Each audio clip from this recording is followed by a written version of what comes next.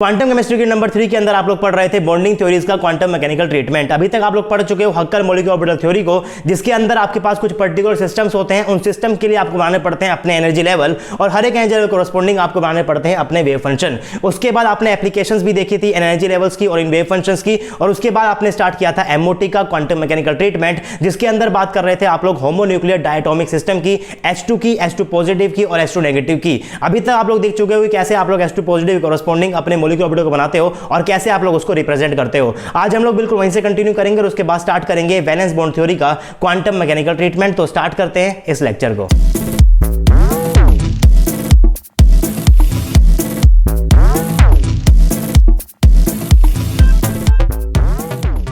Hey guys, this is RJ and welcome to RJ Academy. So this is lecture number 12 of quantum chemistry and I hope कि आप लोगों ने quantum chemistry को बिल्कुल starting से बिल्कुल बेसिक से फॉलो किया होगा। अगर आप लोग बिल्कुल स्टार्टिंग से फॉलो करोगे तभी आपको सारे के सारे कॉन्सेप्ट्स अच्छे से समझ में आएंगे। हम लोग यहाँ बात कर रहे थे नंबर 3 के अंदर कुछ बॉन्डिंग थ्योरीज आपके पास यहाँ पर होती है। इन बॉन्डिंग थ्योरीज का आपको यहाँ पर करना पड़ता है क्वांटम मैकेनिकल ट्रीटमेंट। तो आपको यहाँ पर पढ़नी पड़ती है HMOT को भी, आपको यहाँ पढ़ना पड़ता है MOT को, यहाँ पढ़ना पड़ता है VBT को भी। अभी तक आप लोग HMOT को कवर कर चुके हो। इस थ्योरी को पढ़ते वक्त, इस थ्योरी का क्वांटम मैकेनिकल ट्रीटमेंट करते वक्त आपके पास कुछ पर्टिकुलर सिस्टम्स होते हैं। सिस्टम के कोरस्पोंडिंग आप लोग ड्रॉ करते हो अपने एनर्जी लेवल को, और उसके बाद आप लोग हर एक एनर्जी कोरस्पोंडिंग अपने वेव फंक्शन को भी डिटरमाइन करते हो। आपने डिटरमाइन किया था psi1 को भी किया था, psi2 को भी किया था, psi3 को भी किया था और psi4 को भी किया था। अकॉर्डिंग टू एनर्जी लेवल्स कितने लेवल हैं उसके हिसाब से आपने फंक्शन को डिटरमाइन कर लिया था। और उसके बाद आप लोगों ने इन फंक्शन की और इन एनर्जी लेवल्स की आपने क्या देखी थी, कुछ एप्लीकेशंस भी देखी थी। और उसके बाद आप लोगों ने HMOT से आए हुए क्वेश्चन, सारे के सारे प्रीवियस ईयर क्वेश्चंस जो आपसे पूछे गए थे CSIR नेट के अंदर या फिर गेट एग्जाम के अंदर, उनको भी आप लोग कवर कर चुके हो। तो आई होप कि आपको HMOT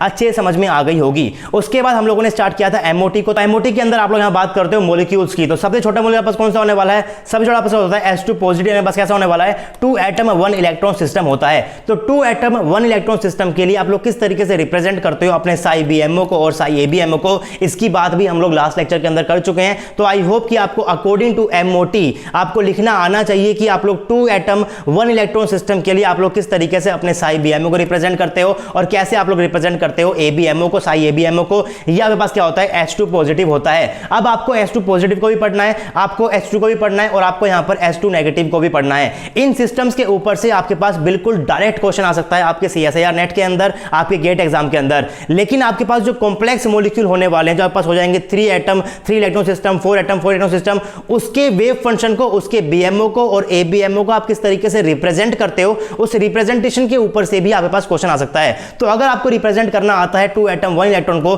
तो आप लोग रिप्रेजेंट कर पाओगे 2 एटम 2 इलेक्ट्रॉन को भी, आप लोग रिप्रेजेंट कर पाओगे 2 एटम 3 इलेक्ट्रॉन को भी। यानी कि आप लोग H2 को भी रिप्रेजेंट कर सकते हो, H2 पॉजिटिव को कर सकते हो और H2 नेगेटिव को कर सकते हो। उसके बाद आपके पास अगर 3 एटम 3 इलेक्ट्रॉन सिस्टम होगा, उसको भी आप रिप्रेजेंट कर सकते हो। कैसे करने वाले हो उसके बारे में बात करेंगे इस लेक्चर के अंदर। तो स्टार्ट करते हैं आज का लेक्चर। मैंने यहां पर सबसे पहले लिखा हुआ है that for 2 atom 2 electron system आप लोग किस तरीके से क्वांटम मैकेनिकल ट्रीटमेंट करते हो अकॉर्डिंग टू MOT थ्योरी का आप लोग किस तरीके से क्वांटम मैकेनिकल ट्रीटमेंट करते हो। तो आपके पास यहां पर एटम कितने, आपके पास यहां पर 2 एटम मैंने ड्रॉ कर रखे हैं। आपके पास ये क्या हो जाएगा, A एटम, आपके पास ये क्या हो जाएगा, B एटम हो जाएगा। आपके पास कितने इलेक्ट्रॉन है, आपके पास यहां पर है 2 इलेक्ट्रॉन। मैं यहां पर ड्रॉ कर रहा हूं 1 इलेक्ट्रॉन को, मैं यहां पर ड्रॉ कर रहा हूं 1 और इलेक्ट्रॉन को। तो आपको MO को लिखते वक्त ये ध्यान रखना है कि आपके पास यहां पर जो सिंगल इलेक्ट्रॉन है, इस सिंगल इलेक्ट्रॉन का इंफ्लुएंस हो रहा होगा इस A के ऊपर भी और इस B के ऊपर भी। आपके पास जो यहां पर सिंगल इलेक्ट्रॉन है, इसके ऊपर इंफ्लुएंस हो रहा होगा इस B का भी और इस A का भी। यानी कि आपका ये इलेक्ट्रॉन B के अंदर भी हो सकता है, A के अंदर भी हो सकता है, आपका ये इलेक्ट्रॉन A के अंदर भी हो सकता है और B के अंदर भी हो सकता है। आपको यहां पर सारी की सारी पॉसिबिलिटी लेकर चलनी है।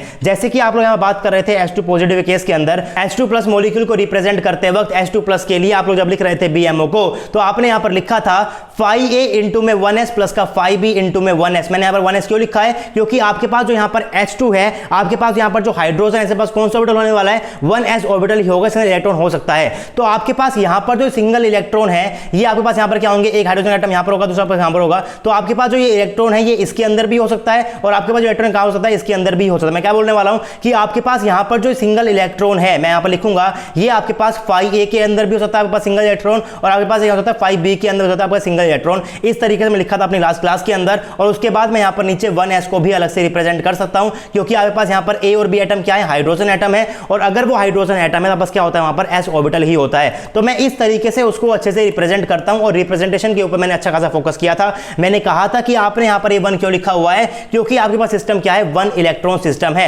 अब आपका जो ये 1 इलेक्ट्रॉन है ये 5a के अंदर भी रह सकता है और 5b के अंदर भी रह सकता है। सेम इस तरीके से आपको यहां पर अपने 2 इलेक्ट्रॉन को दिखाना है कि आपके पास यहां पर जो पहला इलेक्ट्रॉन मैंने यहां पर लिखा हुआ है, ये पहला जो इलेक्ट्रॉन है ये आपके पास कहां हो सकता है, 5a के अंदर भी हो सकता है और 5b के अंदर हो सकता है, और आपका यहां पर जो सेकंड इलेक्ट्रॉन है 5a के अंदर भी हो सकता है और 5b के अंदर भी हो सकता है। और उसके बाद मैंने यहां पर इनको मल्टीप्लाई कर दिया है कि आपके पास इस पर्टिकुलर इलेक्ट्रॉन का MO क्या है और इस सेकंड इलेक्ट्रॉन का MO क्या है, और मैंने इन दोनों MO से क्या बना दिया है, अपना मेन यानी कि अपना बॉन्डिंग MO बना दिया है, यानी कि मैंने अपना BMO बना दिया है। तो बेसिकली अगर आपको 2 एटम 2 इलेक्ट्रॉन सिस्टम के लिए अपने BMO को रिप्रेजेंट करना है तो आप लोग कैसे रिप्रेजेंट करते हो, this MO is actually the combination of MOs corresponding to first and second electron.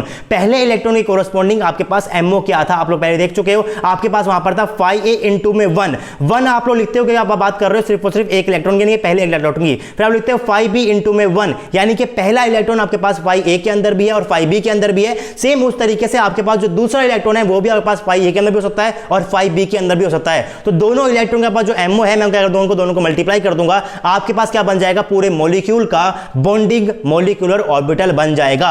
अगर मुझे यहां पर लिखना होता है एंटी बॉन्डिंग मॉलिक्यूलर ऑर्बिटल, मैं यहां पर क्या लगा दूंगा, मैं यहां लगा दूंगा नेगेटिव, मैं यहां पर क्या लगा दूंगा, नेगेटिव लगा दूंगा। तो इस तरीके से आप लोग अपने BMO को और ABMO को लिखते हो corresponding to 2 atom 2 electron according to MOT, according to quantum mechanical treatment of MOT। जो आप लोग पढ़ रहे हो वो आपको हमेशा पता होना चाहिए। In case of H2 we can directly write, हम लोग क्या लिख सकते हैं कि जब आप लोगों ने किया था इसको नॉर्मल, पास क्या निकल कर आया था, आपको निकल कर आया था 1 अपॉन में अंडर रूट ऑफ 2 इंटू में 1 प्लस का s। मैं यहां पर बात किसकी कर रहा हूं, मैं यहां पर बात कर रहा हूं BMO की, मैं बात कर रहा हूं 5a प्लस 5b इंटू की। तो आप पास यहां पर क्या आया था 1 अपॉन में अंडर रूट ऑफ 2 इंटू में 1 प्लस s इंटू में क्या लिखूंगा मैं 5a ऑफ 1 प्लस का 5b ऑफ 1, ये इसको मैं क्या लिखूंगा, इसको मैं लिख सकता हूं इस तरीके से 1 अपॉन में अंडर रूट ऑफ 2 इंटू में 1 अपॉन 1 प्लस का s इंटू में 5b ऑफ 2 प्लस का 5b ऑफ 2। इस तरीके से आप लोग अपने BMO को रिप्रेजेंट कर सकते हो कोरस्पॉन्डिंग टू H2 मॉलिक्यूल। अब मैंने यहां पर लिखा हुआ है दैट दिस पर्टिकुलर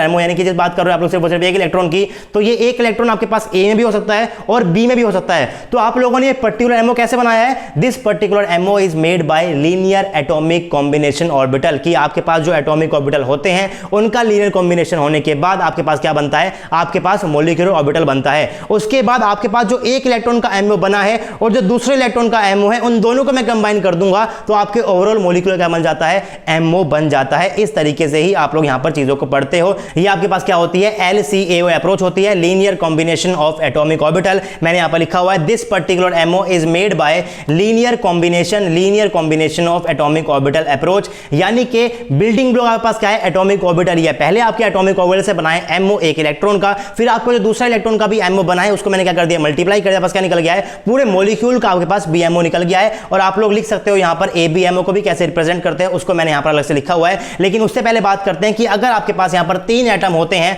और 2 इलेक्ट्रॉन आपके पास है तो उसको आप लोग किस तरीके से रिप्रेजेंट करोगे। तो आपको यहां पर लेकर चलना है कि आपका जो पहला इलेक्ट्रॉन है वो 5a के अंदर भी है, B के अंदर भी है, C के अंदर भी है। आपका जो दूसरा इलेक्ट्रॉन है वो 5a के अंदर भी है, 5b के अंदर भी है और 5c के अंदर भी है। अगर आपके पास यहां पर होते 3, मैं यहां पर लेकर चलूंगा 5a इंटू में 3 प्लस का 5b इंटू में 3 प्लस का 5c इंटू में 3। तो इस तरीके से आप लोग क्या लिख सकते हो, अपने BMO को लिख सकते हो कोरस्पॉन्डिंग टू पूरा मॉलिक्यूल। अगर आपके पास कोई ऐसा मॉलिक्यूल होगा जिसके अंदर 3 एटम होंगे और 2 इलेक्ट्रॉन होंगे तो आपको उसको इस तरीके से रिप्रेजेंट करना है। अगर आपके पास यहां पर 3 एटम है, आपके पास यहां पर 3 इलेक्ट्रॉन है तो आपको यहां पर ये वाले टर्म को भी एक्स्ट्रा ऐड करना पड़ेगा। मैंने यहां पर बाद में दोबारा से लिखा हुआ है that MO is made from MOs। आपके पास ये क्या है, आपके पास पर्टिकुलर MO है, आपके पास किसका MO है, ये आपके पास MO है फर्स्ट इलेक्ट्रॉन का। ये आपके पास क्या है, MO है, किसका MO है आपके पास, ये आपके पास सेकंड इलेक्ट्रॉन का MO है। तो पहले इलेक्ट्रॉन के MO से मल्टीप्लाई कर दिया, सेकंड इलेक्ट्रॉन के MO पास क्या निकल गया, आपके पास पूरे मॉलिक्यूल का MO निकल गया है। तो आपका जो पूरे मॉलिक्यूल का MO होता है वो अलग अलग MO से ही बना होता है। इसको आप लोग मोमोज वर्ड से भी याद कर सकते हो कि आपके पास यहां पर जो ओवरऑल MO है ये आपके पास अलग अलग इलेक्ट्रॉन के कोरस्पॉन्डिंग MO से बना हुआ है। और उसके बाद आपके पास यहां पर जो ये MOs हैं ये आपके पास कैसे बने हुए हैं, ये आपके पास बने हुए हैं LCAO अप्रोच से, यानी कि linear combination of atomic orbital से। आपका ये इलेक्ट्रॉन 5a के अंदर भी है, 5b के अंदर भी है, 5c के अंदर भी मैंने इसे ले लिया है, लीनियर कॉम्बिनेशन मैंने यहां पर ले लिया है। लेकिन पहले इलेक्ट्रॉन के MO को और दूसरे इलेक्ट्रॉन के MO हम लोग क्या करने वाले हैं, यहां पर मल्टीप्लाई करने वाले हैं, क्योंकि वेव फंक्शंस आपके पास मल्टीप्लिकेटिव इन नेचर होते हैं। इसको आप लोग क्वांटम केमिस्ट्री नंबर 1 के अंदर पढ़ चुके हो कि आपके पास वेव फंक्शन क्या होते हैं, मल्टीप्लिकेटिव इन नेचर होते हैं। Generally the symmetry corresponding to BMO is G-rayed in nature and the symmetry corresponding to ABMO is un-G-rayed in sigma bonding pattern। Sigma bonding की बात मैंने यहाँ पर क्यों लिखी हुई है, मैंने यहाँ पर लिखी हुई है इसलिए कि हम पढ़ रहे हैं H2 को, H2 पॉजिटिव को और H2 नेगेटिव को, आपस क्या होती है, सिग्मा बॉन्डिंग ही होती है। तो सिग्मा बॉन्डिंग की आप लोग क्या कर रहे हो, यहाँ पर क्वांटम मैकेनिकल ट्रीटमेंट कर रहे हो और करते हुए आपके पास यहाँ पर जो BMO आए हैं, आपके पास यहाँ पर जो ABMO आए हैं, अगर मैं यहाँ पर बात कर रहा हूँ सिर्फ और सिर्फ सिग्मा बॉन्डिंग की,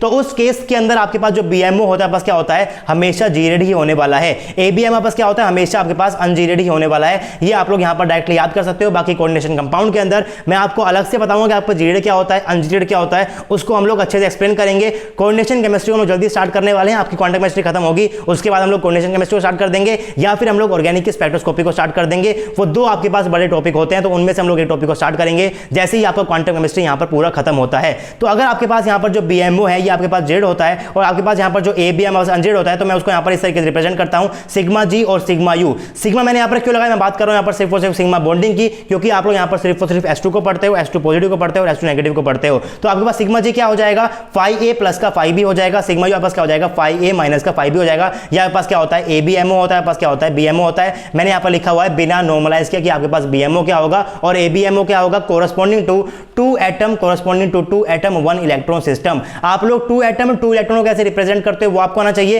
3 एटम को कैसे रिप्रेजेंट करते हो वो आपको आना चाहिए। उसके बाद आपको 2 एटम और 1 इलेक्ट्रॉन के बारे में आपको थोड़ी बहुत बातें और भी पता होनी चाहिए। उसके बाद अब एग्जाम के अंदर आपके पास क्वेश्चन क्या सकता है, एग्जाम के अंदर आपके पास क्वेश्चन आ सकता है कि आपको सीधा लिख कर दे देगा sigma G of 1 sigma U of 2। आप लोग यहाँ पर मुझे क्या बता दो, सीधा मुझे बता दो कि आपका BMO जो है वो किस टाइप का दिखने वाला है। तो आपको इस तरीके के रिप्रेजेंटेशन से आपको वहां पर अपने BMO को रिप्रेजेंट करना है। ये आपके पास BMO क्या है, पास यहाँ पर क्या है, एक इलेक्ट्रॉन आपके पास यहाँ पर है, पास क्या है, 2 इलेक्ट्रॉन है। यानी कि बात कर रहा हूं यहाँ पर सिग्मा G है और सिग्मा U है, दैट मींस आपके पास यहाँ पर क्या है, 2 इलेक्ट्रॉन है और आपके पास यहाँ पर क्या होने वाले हैं, 2 एटम भी होने वाले हैं। तो 2 एटम 2 इलेक्ट्रॉन सिस्टम के लिए आप लोग किस तरीके से अपने BMO को रिप्रेजेंट करते हो, आपको वो आना चाहिए through this representation, through G-rayed और un-G-rayed आप लोग उसको कैसे रिप्रेजेंट करते हो। तो अगर आपके पास लिखा हुआ है सिग्मा G, दैट मींस आपके पास यहाँ पर क्या हो जाएगा, phi A प्लस का phi B होता है और सिग्मा U प्लस का हो जाएगा phi A माइनस का phi B हो जाएगा। अब मैं इसको G-rayed क्यों बोल रहा हूं, इसको समझते हैं एक बार। मान लो पास यहाँ पर क्या है, कोई भी एक p ऑर्बिटल है, मैं यहाँ पर क्या बना रहा हूं, प्लस लो बना रहा हूं, नेगेटिव बना रहा हूं। आपके पास यहाँ पर भी क्या है, एक और p ऑर्बिटल, यहाँ क्या है प्लस है, यहाँ पर क्या है नेगेटिव है। आपके पास यहाँ पर भी क्या है, एक और p ऑर्बिटल है, यहाँ पर क्या है पॉजिटिव है, यहाँ पर क्या है नेगेटिव है। और यहाँ पर क्या है p ऑर्बिटल बस क्या है पॉजिटिव, यहाँ पर क्या है नेगेटिव है। अगर मैं यहाँ पर इन दोनों p ऑर्बिटल का लीनियर कॉम्बिनेशन बस क्या बन जाएगा, जो बीच के दोनों पॉजिटिव बस क्या हो जाएंगे, कॉम्बिनेशन बन जाएगा, बस इस तरह बन जाएगा, बीच का पॉजिटिव बन जाएगा और बस नेगेटिव हो जाएगा, छोटे छोटे नेगेटिव बच जाएंगे। और उसके बाद अगर मैं यहाँ पर करा दूंगा इन दोनों का लीनियर कॉम्बिनेशन क्या बन जाएगा, यहाँ पर बन जाएगा आपके पास यहाँ पर रहेगा हल्का सा नेगेटिव, आपके पास यहाँ पर रहेगा हल्का सा पॉजिटिव, बस यहाँ पर बड़ा हो जाएगा ये भी, और बस बड़ा हो जाएगा, बस होता है बीच में एक नोड होता है। तो ये आपके पास क्या बनने वाला है, BMO है, बस क्या बनने वाला है, ABMO बनने वाला है। ये BMO क्यों है, पास यहाँ पर क्या हो रहा है, प्लस और प्लस आपके पास क्या हो रहा है, यहाँ पर कॉम्बिनेशन उनका हो रहा है। तो आपके पास क्या बनने वाला है, ये यहाँ पर बनने वाला है BMO। अगर आप लोग यहाँ पर इस BMO को ध्यान से देखोगे तो अगर मैं यहाँ पर इसके बिल्कुल सेंटर से चलूंगा इस तरफ, यहाँ पे चलूंगा इस तरफ, तो आपको बिल्कुल सेम साइन ही मिलने वाले। इसको मैं क्या बोलता हूँ, G-rayed नेचर बोलता हूँ। मैं क्या बोलने वाला हूँ, G-rayed नेचर बोलता हूँ। लेकिन अगर मैं यहाँ पर ABMO के अंदर सेंटर से चलूंगा, इधर मुझे क्या मिलने वाला है, मिलेगा छोटा सा प्लस, मुझे यहाँ पर क्या मिलेगा, छोटा सा नेगेटिव मिलेगा। दैट मीन आपके क्या हो जाएगा, un-G-rayed हो जाएगा। अगर आपके सेंटर से आपको सिमेट्री मिल रही है उसको मैं क्या बोलता हूँ, G-rayed मिलता हूँ। लेकिन अगर आपको सेंटर से सिमेट्री नहीं मिलेगी उसको मैं क्या बोलने वाला हूँ, un-G-rayed बोलता हूँ। तो आपके पास यहाँ पर मॉलिक्यूल क्या है, H2 है, H2 पॉजिटिव है और H2 नेगेटिव है। तो आपके पास H के पास क्या होता है, 1s का ऑर्बिटल होता है। तो अगर आपके पास यहाँ पर 1s का ऑर्बिटल है, प्लस आपके पास यहाँ पर क्या प्लस है, बस क्या बन जाएगा, कुछ इस तरीके से बड़ा बन जाएगा, प्लस और प्लस बन जाएगा। लेकिन आपके पास यहाँ मिलने वाला है प्लस और नेगेटिव, आपस में मिलेगा, बस क्या बन जाएगा, यहाँ पर कुछ इस टाइप का बन जाएगा। यहाँ रहेगा प्लस, यहाँ पर रहने वाला नेगेटिव रहेगा, बीच में नोड आ जाएगा और बीच में आपके पास यहाँ पर क्या होने वाली है, एक नोड होने वाली है। अगर मैं यहाँ पर सेंटर चलूंगा तो मुझे क्या मिलेगा, नेगेटिव मिलेगा। मैं चलूंगा यहाँ मुझे क्या मिलेगा, पॉजिटिव मिलेगा। और क्योंकि आपके सेंटर से यहाँ पर सिमेट्री नहीं है, इसको मैं क्या बोलने वाला हूँ, un-G-rayed बोलने वाला हूँ। अगर मैं यहाँ पर देखूंगा कि आपके पास यहाँ मिल रहा है प्लस और प्लस साइन, आपके पास यहाँ पर ये बन जाएगा। और अगर मैं सेंटर चलूंगा तो मुझे क्या मिलेगा, पॉजिटिव मिलेगा। मुझे यहाँ पर क्या मिलेगा, पॉजिटिव मिलेगा। इसे मैं क्या बोलता हूँ, G-rayed बोलता हूँ। तो G-rayed क्या होता है, un-G-rayed क्या होता है, इनके बारे में डिटेल के अंदर बात करेंगे कोऑर्डिनेशन कंपाउंड के अंदर। बस यहाँ पर आप लोग किस तरीके से उसको रिप्रेजेंट करते हो आपको आना चाहिए। सिग्मा G क्या हो जाएगा, phi A प्लस का phi B, बीच में कहने वाला प्लस आएगा। और आपके पास सिग्मा U क्या हो जाएगा, phi A माइनस का phi B हो जाएगा। और अगर आपके पास यहाँ पर क्वेश्चन आता है आपके एग्जाम के अंदर, आपको लिखा हो गया सिग्मा G इंटू में 1 सिग्मा U इंटू में 2, और आपको यहाँ पर लिखना पड़ेगा कि इसका BMO क्या बनने वाला है। तो आपको उसको यहाँ पर इस तरीके से लिखना, कैसे लिखोगे आप लोग, यहाँ पर लिखोगे आपके पास यहाँ पर क्या है, सिग्मा G है पहले इलेक्ट्रॉन का। सिग्मा G आपके पास यहाँ पर क्या होता है, phi A प्लस का phi B होता है। अब क्योंकि आपके पास सिग्मा G है पहले इलेक्ट्रॉन का, दैट मींस आपका जो पहला इलेक्ट्रॉन है यहाँ पर होने वाला है phi A के अंदर, phi A plus phi B के अंदर होने वाला है। तो मैं कैसे लिखूंगा, मैं लिखूंगा phi A ऑफ 1 प्लस का phi B ऑफ 1। यहाँ पे क्या लिखा हुआ है, सिग्मा U ऑफ 2, यानी कि सेकंड इलेक्ट्रॉन पास कहां पर है, सिग्मा यू के अंदर कहां पर है, वो फाई ए माइनस का फाई बी का, मैं उसका लिखूंगा फाई ए का 2 माइनस का फाई बी का 2। तो इस तरीके से मैं उसको बाद में एक्सपेंड कर सकता हूं। अगर आपके पास यहां पर लिखा हुआ है सिग्मा जी स्क्वायर, आप इसको कैसे लिखने वाले हो, आप इसको लिखोगे सिग्मा जी इंटू में सिग्मा जी। अब क्योंकि आपने यहां पर लिखा है सिग्मा जी इंटू में सिग्मा जी, तो आप लोग बात कर रहे हो एक इलेक्ट्रॉन पास यहां पर होने वाला है और एक पास कहां पर रहेगा, यहां पर रहेगा। इसको मैं क्या बोल दूंगा, फर्स्ट इलेक्ट्रॉन मैं क्या बोल दूंगा, सेकंड इलेक्ट्रॉन बोल दूंगा। तो सिग्मा जी क्या है,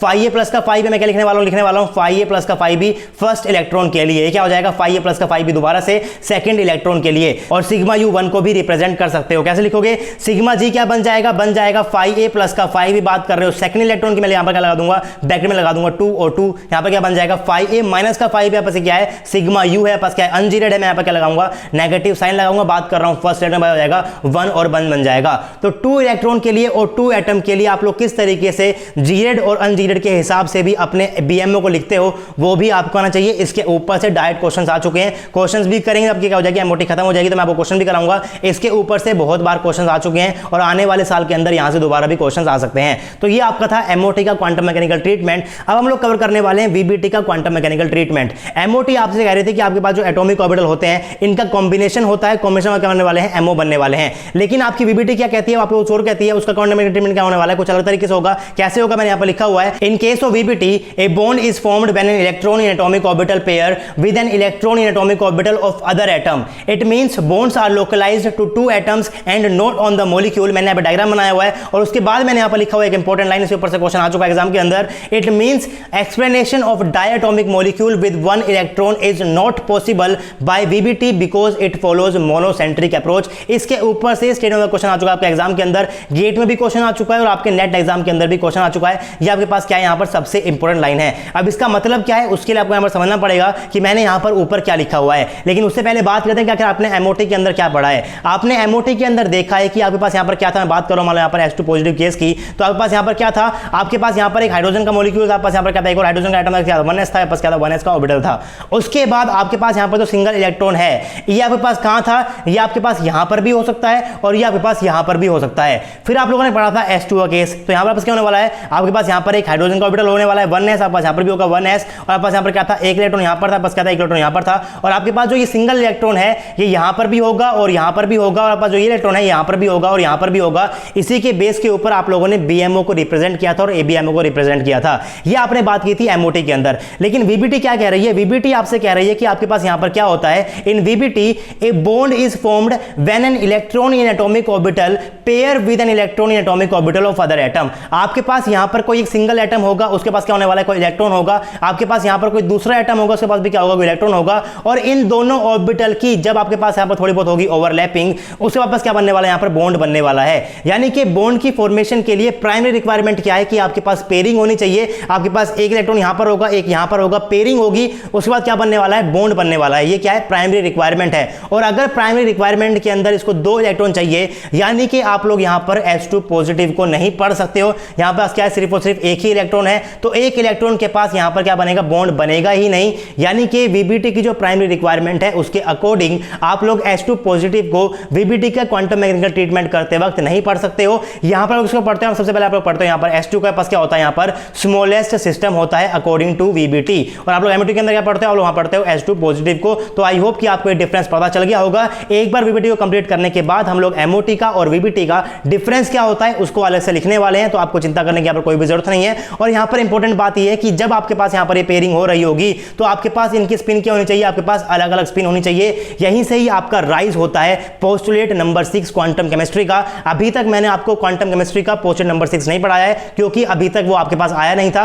वीबीटी ने कहा कि आपके पास यहां पर क्या आने वाला है, इनकी स्पिन क्या होने वाली है, अलग अलग स्पिन भी होने वाली है। अब चलते हैं आगे और देखते हैं कैसे आप लोग वीबीटी के अकॉर्डिंग अपने सबसे छोटे सिस्टम के लिए कैसे आप लोग वहां पर H2 मॉलिक्यूल के लिए अपने बीएमओ को और वहां पर आप लोग किस तरीके से अपने एबीएमओ को रिप्रेजेंट करते हो, उसके बारे में बात करेंगे हम लोग आज के इस लेक्चर के अंदर आगे जाकर। फिर मैंने यहां पर लिखा हुआ दोबारा पढ़े तो उसको मैं यहां पर, it means that explanation of diatomic molecule with 1 electron is not possible by VBT because it follows monocentric approach. आपसे क्या कह रहा है कि आपके पास जो सिंगल इलेक्ट्रॉन है वो कहां पर रहेगा, पहले इस वाले एओ के अंदर रहेगा, ये वाला कहां रहेगा, इस वाले एओ के अंदर रहेगा, फिर आपस क्या होने वाला है, यहां पर कॉम्बिनेशन होने वाला है। एमओटी क्या कह रही थी कि आपके पास यहां पर जो सिंगल इलेक्ट्रॉन है ये इस वाले एओ के अंदर भी है और इस वाले एओ के अंदर भी है। एमओटी आपसे कुछ अलग बातें कह रही थी, वीबीटी कह रही अलग बातें कह रही थी। वीबीटी क्या कह रही है, मोनोसेंट्रिक अप्रोच है कि आपके पास यहां पर सिंगल इलेक्ट्रॉन है ये सिर्फ और सिर्फ सिर्फ इसी एओ के अंदर है। ये जो इलेक्ट्रॉन है आपके पास कहां है, सिर्फ और सिर्फ इसी के अंदर ही है। आपके पास कैसी होती है, मोनोसेंट्रिक अप्रोच होती है। एमओटी कैसी थी, पॉलीसेंट्रिक अप्रोच थी। एक सिंगल इलेक्ट्रॉन आपके पास अलग अलग एटम के ऊपर रह सकता था, अलग अलग सेंटर के ऊपर रह सकता था। फिर मैंने यहां पर लिखा हुआ है smallest molecule studied by VBT is 2 atom 2 electron system that is s2 molecule. अगर आपके पास यहां पर s2 मॉलिक्यूल है तो आपके पास यहां पर क्या होने वाला है, a एटम होगा, b एटम बस क्या है, ये भी हाइड्रोजन पास क्या है, ये भी हाइड्रोजन पास क्या हो जाएगा 1s, ये भी क्या हो जाएगा पास 1s हो जाएगा। तो आपके पास यहां पर क्या रहेगा, एक इलेक्ट्रॉन पर रहने वाला एक इलेक्ट्रॉन रहेगा। तो ये क्या कह रहा है कि आपके पास फंक्शन क्या बन जाएगा अकॉर्डिंग टू वीबीटी, कि आपका जो ये इलेक्ट्रॉन है, ये वाला इसका इलेक्ट्रॉन, ये वाला इसका इलेक्ट्रॉन क्या हो जाएगा, दोनों का कॉम्बिनेशन बन जाएगा, यानी कि 5AO1 5BO1। आपका जो पहला इलेक्ट्रॉन है, आपका जो पहला इलेक्ट्रॉन है वो कहां पर है, ए के अंदर है, दूसरा कहां पर है, बी के अंदर। क्या हो जाएगा, कॉम्बिनेशन बन जाएगा 5A इंटू में 5B बन जाएगा। लेकिन इलेक्ट्रॉन को तो आप डिफरेंशिएट नहीं कर सकते, आप लोग नहीं बता पाओगे कि आपके पास ये वाला पहला इलेक्ट्रॉन है कि ये वाला पहला इलेक्ट्रॉन है। अगर आपके पास पहले से ही कोई H2 का मॉलिक्यूल है, मान लो आपके पास क्या है, पहले से ही H2 का मॉलिक्यूल है, आपके पास यहां पर क्या बना हुआ है, बॉन्ड बना हुआ है। अब इस बॉन्ड में क्या होने वाला है, एक इलेक्ट्रॉन ये होगा, पास ये होगा।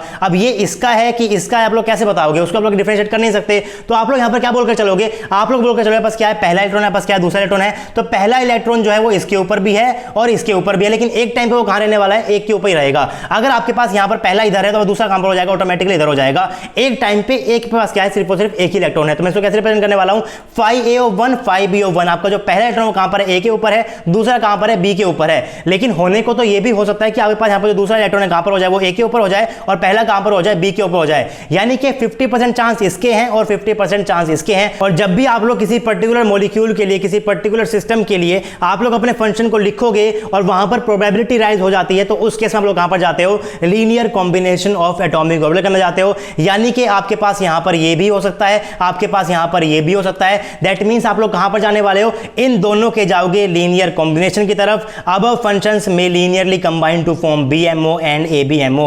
BMO कब बनेगा, जब मैं करूंगा इन दोनों को करूंगा ऐड। ABMO कब मैं क्या करूंगा, इन दोनों को सब्ट्रैक्ट करूंगा। तो मैं उसको यहां पर कैसे रिप्रेजेंट करता हूं, मैं उसको रिप्रेजेंट करता हूं साई BMO क्या बन जाएगा, 5A1 5B2 पहला कहां पर है, ए के ऊपर है, दूसरा कहां पर है, बी के ऊपर है, प्लस 5A आएगा आपके पास यहां पर, जो आपके पास यहां पर सेकंड इलेक्ट्रॉन कहां पर होगा, ए पर होगा। आपके पास फर्स्ट कहां पर है, बी पे है। पहले क्या हो गया है, पहला कहां पर है, ए के ऊपर है, दूसरा कहां पे है, बी के ऊपर है। यहां दूसरा कहां है, ए के ऊपर है, पहला कहां है आपके पास, बी के ऊपर है। लेकिन एक सिंगल टाइम के ऊपर आपका जो इलेक्ट्रॉन है वो सिर्फ और सिर्फ एक ही एओ के अंदर हो सकता है। यहां पर मैंने उनको कंबाइन नहीं किया है कि आपका जो पहला इलेक्ट्रॉन है वो ए के ऊपर भी है और बी के ऊपर भी है। मैं कह रहा हूं कि आपको जो पहला इलेक्ट्रॉन है वो पहले कहां पर है, ए के ऊपर है, तो दूसरा कहां पर हो जाएगा, बी के ऊपर। मैं उसको क्या लिखूंगा, मैं लिखूंगा 5AO1 इंटू में 5BO2। लेकिन होने को आपके पास ये भी हो सकता है, मैं यहां पर क्या करूंगा, दोनों पॉसिबिलिटी को मैं क्या कर दूंगा, कंबाइन कर दूंगा। क्या बोलता हूं, linear combination of atomic orbital बोलता हूं। यहां पास क्या हो जाएगी, अगेन लीनियर कॉम्बिनेशन अप्रोच हो जाएगी। मैं क्या लिखूंगा, यहां पर साई BMO को लिखूंगा और साई ABMO को लिखते हुए मैं यहां पर लगा दूंगा बीच में नेगेटिव साइन लगा दूंगा। बस क्या बन जाएगा, यहां पर साई BMO और साई ABMO बन जाएगा, corresponding to H2 molecule according to quantum mechanical treatment of VBT। In case of homonuclear diatomic molecule बस क्या बन जाएगा, psi plus is equal to क्या हो जाएगा, 5A1 5BO2 पहला कहां पर है, ए के अंदर, दूसरा कहां पर है, बी के अंदर है, प्लस 5A2 इंटू में 5BO1 दूसरा कहां पर है, ए के ऊपर हो जाएगा, पहला कहां पर हो जाएगा, बी के ऊपर हो जाएगा। तो आई होप कि आपको समझ में आ गया होगी किस तरीके से मैंने यहां पर इस फंक्शन को यहां पर लिखा हुआ है। MOT के अंदर आपके पास अलग फंक्शंस आए थे, VBT में अलग फंक्शंस आ रहे हैं। डिफरेंस क्या है आपको मैं नेक्स्ट लेक्चर के अंदर बताने वाला हूं। फिर मैंने यहां पर लिखा हुआ है दैट अबव फंक्शन में बी नॉर्मलाइज्ड। अब ये आपके पास नॉर्मलाइज नहीं है, लेकिन अगर आपको इसको नॉर्मलाइज करना है तो आपको पता है नॉर्मलाइज कैसे करते हो, साई साई डी टाउ आपके पास जो वैल्यू आएगी अगर 1 के बराबर आ गई तो नॉर्मलाइज्ड है। अगर 1 के बराबर नहीं है तो जिसके भी बराबर आई है उसको उल्टा कर दो, रूट कर आपस का निकल जाएगा, वहां पर नॉर्मलाइजेशन कांस्टेंट मिल जाएगा। उसको मैं यहां पर कर दूंगा मल्टीप्लाई, आपस का निकल जाएगा, पूरा की पूरा नॉर्मलाइज फंक्शन निकल जाएगा। तो मैं यहां पर इसको नॉर्मलाइज कर रहा हूं, कैसे करूंगा, साई इंटू में साई इंटू में मैं यहां पर लिया हुआ है, साई प्लस इंटू में साई प्लस इंटू में डी टाउ मैं यहां पर लिखा हुआ है साई प्लस को 5A1 5BO2 प्लस का 5A2 5BO1 इंटू में 5A1 5BO2 प्लस का 5A2 5BO1। ये मैंने दोनों क्या लिखे हुए, सेम ही लिखे हुए हैं। फिर मैंने कुछ नहीं किया हुआ है, मैंने यहां पर मल्टीप्लाई किया हुआ है, इसको इसके साथ, इसको मैंने किया हुआ है इसके साथ, फिर मैंने किया हुआ है इसको इसके साथ, फिर मैंने किया हुआ है इसको इसके साथ। आप क्या आ जाएगी टोटल आपके यहां पर 4 टर्म्स आने वाली है। तो प्लीज आप लोग इसको खुद से एक्सपेंड कर देखना कि मैं यहां पर इसको किस तरीके से लिख रहा हूं, किस तरीके से मैं यहां पर इसको मल्टीप्लाई कर रहा हूं। आप लोग बिल्कुल भी कंफ्यूज मत होना, 1 क्यों है, 2 क्यों है, A क्यों है, B क्यों है, आपको यहां पर हर चीज पता होनी चाहिए। अब उसके बाद आपके पास यहां पर ये डी टाउ हो जाएगा, ये भी आपके पास अब अलग अलग हो जाएगा अलग अलग इलेक्ट्रॉन के लिए। आपके पास यहां पर 2 इलेक्ट्रॉन है, एक इलेक्ट्रॉन अलग है, दूसरा इलेक्ट्रॉन अलग है, एक इलेक्ट्रॉन अलग कोऑर्डिनेट के अंदर मूव कर रहा है, दूसरा अलग के अंदर मूव कर रहा है, तो दोनों के आपके पास डी टाउ की वैल्यू क्या होती है, अलग अलग होती है। यूनिट 1 के अंदर भी आप लोगों ने कुछ इस टाइप की चीजें की थी, आप लोगों ने वहां पर भी अपने डी टाउ को अलग अलग किया था, बस आपको पता नहीं चला कब किया मैंने उसको, जब आप लोग वहां पर लिख रहे थे साइड 2D को, आप लोग वहां पढ़ा था पार्टिकल इन बोस मॉडल को। तो पार्टिकल इन बोस मॉडल को पढ़ते बाद आपने पहले क्या पढ़ा था, आपने पढ़ा पहले 1 1D को, फिर आपने पढ़ा 2D को, फिर आपने पढ़ा 3D को। तो जब आप लोग वहां पर 2D के या फिर 3D के फंक्शन को लिखते हो, क्या लिखते हो, आप लिखते हो साई 2D। आपने वहां पे कैसे लिखा था, उसको आपने ब्रेक किया था 1D के अंदर, आपने साई 2D को लिखा था साई 1D ऑफ x और साई 1D ऑफ y, और उसके बाद आपने क्या किया था, x वाले को कर लिया था अलग, आपने लिखा था x वाले के लिए dx और आपने y वाले के लिए लिखा था y वाले के लिए लिखा था आपने dy। तो बेसिकली आपने वहां पर भी आपके पास यहां पर जो 2 डायमेंशन फंक्शन था, आपके पास यहां पर क्या है, 2 इलेक्ट्रॉन के लिए फंक्शन है, आपके पास यहां पर क्या है, 2 अलग अलग इलेक्ट्रॉन के लिए फंक्शन है। तो इस इलेक्ट्रॉन के लिए अलग डेटा आएगा, इसके लिए अलग डेटा आएगा। ये चीजें आप लोग पहले भी कर चुके हो पार्ट के इनबॉक्स के अंदर, 2D को और 3D को पढ़ते वक्त। 2D के पास क्या था, आपके पास वहां पर x कोऑर्डिनेट था, आपके पास वहां पर क्या था, y कोऑर्डिनेट था। तो आप लोगों ने क्या किया था, x के आपने लिया था अलग से डेटा, और dx को लिया था, y का आपने क्या लिया था, dy को लिया था। तो वहां पर मैंने क्या किया था, d टाउ को आपने वहां पर भी अलग अलग किया था। तो यहां भी मैं क्या करने वाला हूं, अपने d टाउ को अलग अलग करने वाला हूं। तो अलग अलग मैं उसको किस तरीके से करूंगा, तो आप लोग पहले यहां पर देखा, यहां पर क्या है, phi a है पहला इलेक्ट्रॉन मैंने लिखा हुआ, मैंने लिखा हुआ phi b of second electron, मैंने लिखा हुआ phi a ऑफ फर्स्ट, मैंने लिखा हुआ phi b ऑफ 2 इलेक्ट्रॉन। तो पहले तो मैं फर्स्ट इलेक्ट्रॉन को कर दूंगा अलग और मैं सेकंड को कर दूंगा अलग, क्योंकि आप लोग यहां पर इलेक्ट्रॉन के बेसिस के ऊपर ही अपने डेटा को लिखने वाले हो। तो मैं यहां पर क्या लेकर चलूंगा, मैं यहां पर लेकर चलूंगा सिर्फ 1 और 1 को। तो अगर मैं यहां पर इसको ब्रेक करूं, मैं इसको कैसे ब्रेक करने वाला हूं, आपके पास यहां पर क्या लिखा है, 1 लिखा हुआ है, यहां पर क्या है 1 लिखा, मैं क्या लिखूंगा इसको, integral of phi a of 1 into में integral of phi a of 1 into में d टाउ। फिर आपके पास यहां पर क्या आ जाएगा, मल्टीप्लाई में आएगा integral of phi b of 2 और phi b ऑफ 2, मैं क्या लिखूंगा यहां पर phi b ऑफ 2 इनटू में phi b ऑफ 2 इनटू में d टाउ। तो मैंने यहां पर क्या कर लिया है, मैंने यहां पर अपने d टाउ को कर लिया अलग अलग on the basis of number of electron.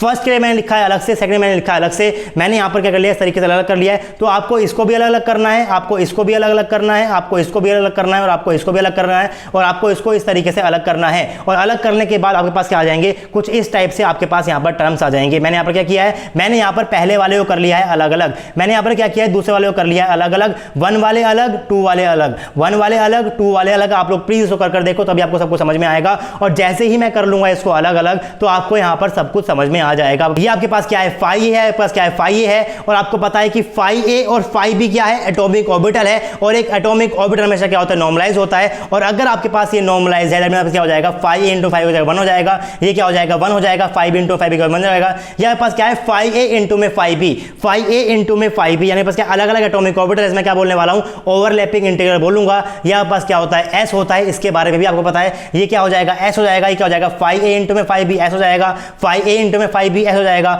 phi a into में phi b s हो जाएगा, phi b इंटू में phi b 1 हो जाएगा, phi a इंटू में phi a 1 हो जाएगा। तो इस तरीके से मैंने यहाँ पर अपने अपने इंटीग्रल्स की वैल्यू को पुट कर दिया है, क्या वो 1 के बराबर है या फिर s के बराबर है। अगर phi a इंटू में phi a है तो वो क्या हो जाएगा 1 हो जाएगा, phi b इंटू में phi b है तो 1 हो जाएगा, phi a इंटू में phi b है तो क्या हो जाएगा s हो जाएगा, या फिर phi b इंटू में phi तो क्या हो जाएगा वो s हो जाएगा। तो मैंने उस तरीके से मैंने क्या लिखा हुआ है, 1 और s को लिखा हुआ है। और फिर आपस क्या बन जाएगा, 1 प्लस का s का स्क्वायर प्लस का s का स्क्वायर प्लस का 1, आपके पास टोटल क्या बन जाने वाला है, 2 प्लस का 2s का स्क्वायर बन जाएगा।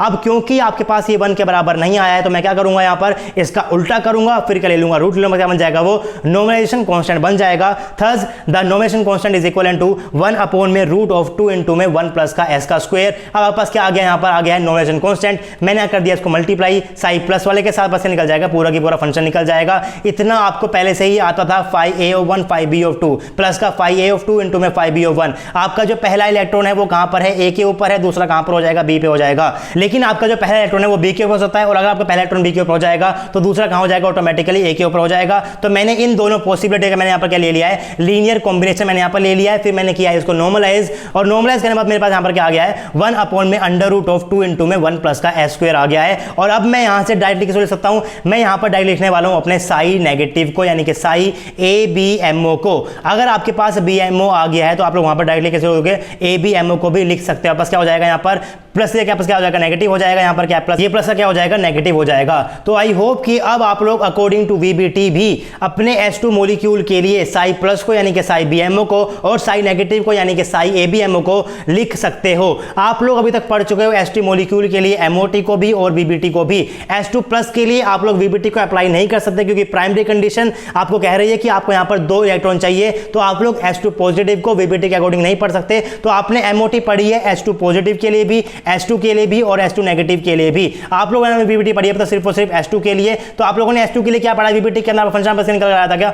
5a इंटू में 1 इंटू में 5b इंटू में 2। आपको जो पहला इलेक्ट्रॉन है वो कहां पर है? A के ऊपर है। अगर दूसरा आपका कहां हो जाएगा? B पे हो जाएगा। पहला आपके पास B के ऊपर हो सकता है, दूसरा कहां हो जाएगा? A के ऊपर हो जाएगा। ये मैंने बात किया अकॉर्डिंग टू VBT। लेकिन आपने MOT के अंदर कहा था कि अगर आपके पास H2 मॉलिक्यूल होता है तो आपके पास यहाँ पर क्या हो जाएंगे? आपके पास यहाँ पर क्या है? H का एक एटम है, आपके पास यहाँ पर क्या है? H का एक एटम है, आपके पास यहाँ पर क्या है? एक इलेक्ट्रॉन, आपके पास यहाँ पर क्या है? 2 इलेक्ट्रॉन है। तो पहला इलेक्ट्रॉन इन दोनों के ऊपर हो सकता है, तो क्या हो जाएगा?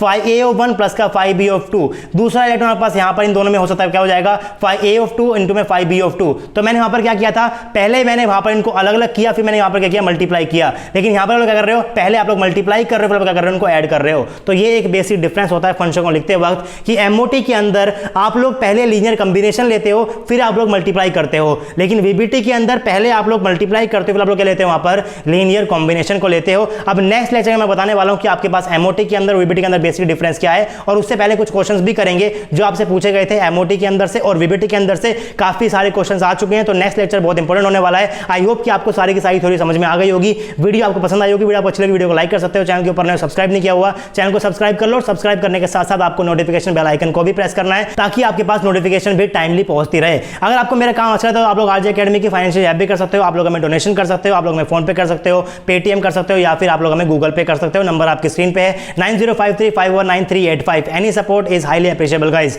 आपसे मिलेंगे नेक्स्ट वीडियो में, तब तक के लिए पढ़ते रहिए, पढ़ाते रहिए, खुश रहिए। Thank you very much.